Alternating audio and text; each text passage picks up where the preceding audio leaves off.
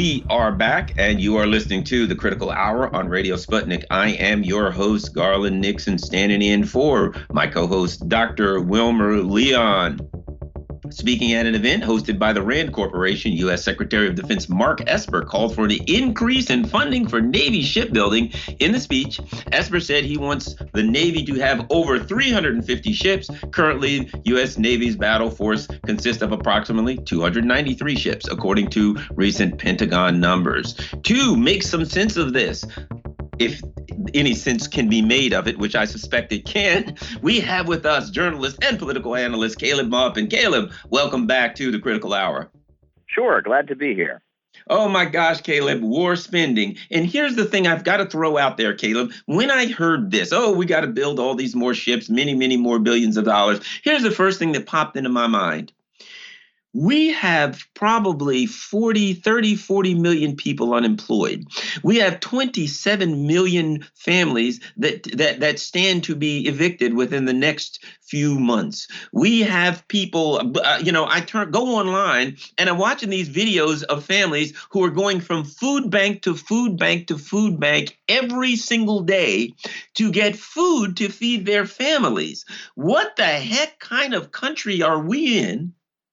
When the talk in the midst of a pandemic, in the midst of the Great Depression part two, when the people, the citizens are hungry, the citizens are, being thrown out on the street, and the talk of our government is, hey, you know what? We don't have enough ships. We got to go blow some people up, for God's sake. Caleb, what's happening here?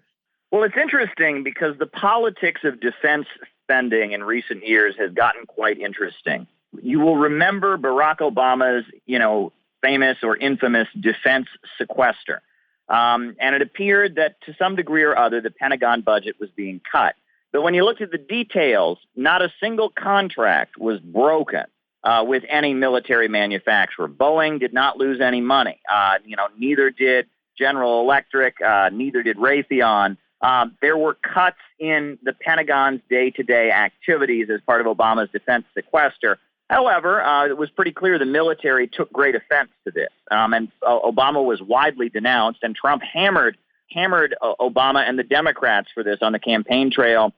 He used the Pentagon slogan, peace through strength, and announced that he would end the defense sequester of the Obama administration. He would raise military spending. When Trump took office, he did that. He did raise military spending. However, then it got interesting because you'll remember that Congress would not approve the funding for Donald Trump's wall. So then Donald Trump actually took from the defense budget by using a declaration of an emergency. He took from the defense budget, from the military budget, and he used some of that money to build his wall. However, just like the defense sequester under Obama, he didn't actually cut any contracts with any weapons manufacturers. There were no projects that were cut. There were no airplanes that were left half built. There were no shipbuilding contracts that were canceled. This cut into things like daycare at the Pentagon, hours for employees, et cetera. So it's quite interesting that Trump has really made the selling of weapons just kind of a staple of what he believes in. He is going around the Middle East. He has got this new deal between the United Arab Emirates and Bahrain and Israel. And he is going around emphasizing that he wants to raise military spending, that he thinks selling cruise missiles and tanks and Navy ships and all kinds of weapons is good business. However, at the same time, he's got Rand Paul and others lauding him as a peace candidate, as not starting a new war, unlike George W. Bush, unlike Obama. So the Trump administration's relationship with the issue of military spending is quite a schizophrenic one. It's pretty clear Trump wants weapons manufacturers to like him, and he has enabled weapons manufacturers to make lots of money by escalating international tensions. However, at the same time, he doesn't really have a problem moving Pentagon funds around, and he loves to beat up Obama over the defense sequester. It's all really, really bizarre. He wants to be the peace candidate. He has actually given interviews where he invokes a military-industrial complex that he claims is holding back his ability to pull troops out of foreign wars, foreign countries. So Trump's relationship with the Pentagon is a strange one. We now know about Mattis, the previous Secretary of Defense, who actually approached the office of the Director of National Intelligence about collective action to remove Donald Trump. Now, what collective action did he mean? They're saying this refers to a constitutional mechanism, but some people say that when a big military leader is approaching the Director of the Intelligence and saying we should take action against the president, that implies some kind of military coup or something. James Mattis's resignation letter from the Trump administration was quite bold. There was a paragraph in there basically accusing Donald Trump of not seeing the geopolitical rivals of the United States as a threat.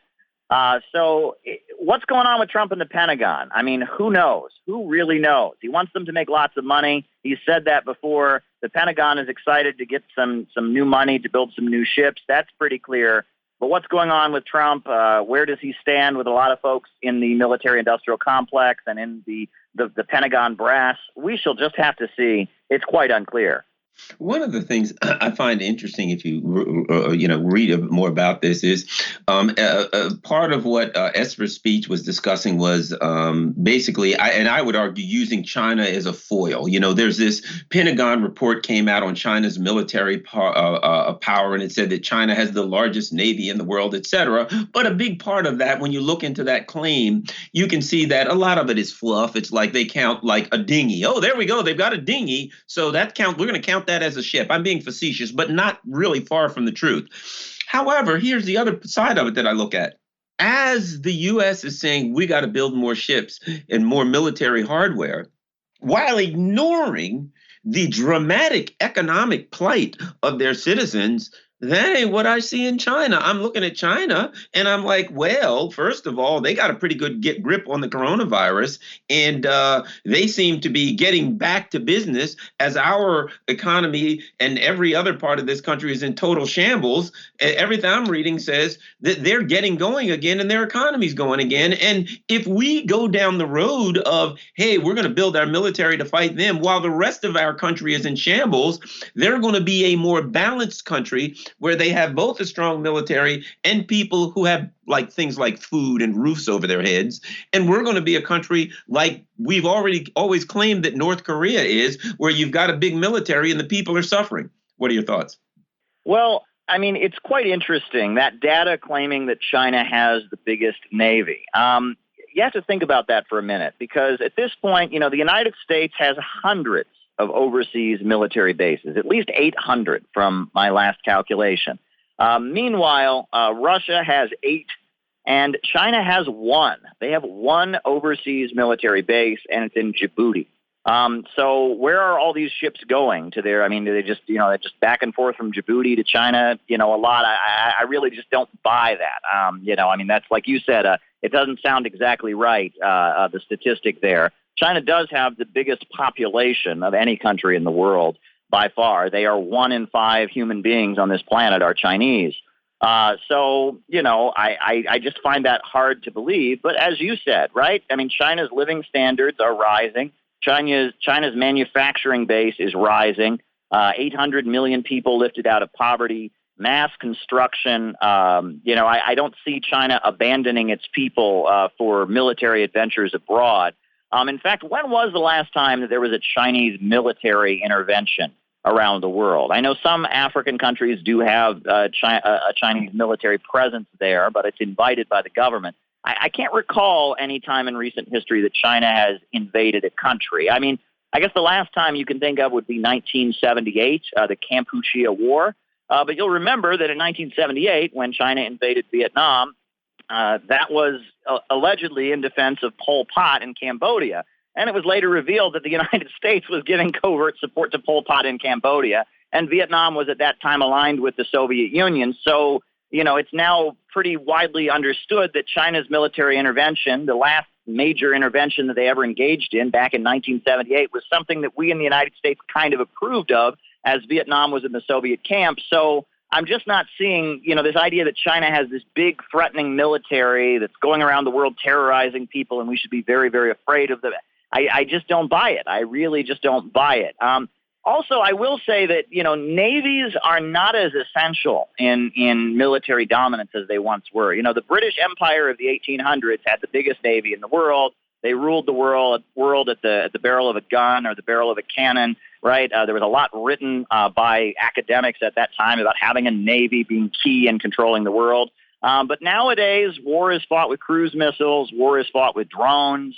And just having ships going around doesn't necessarily give you absolute dominance.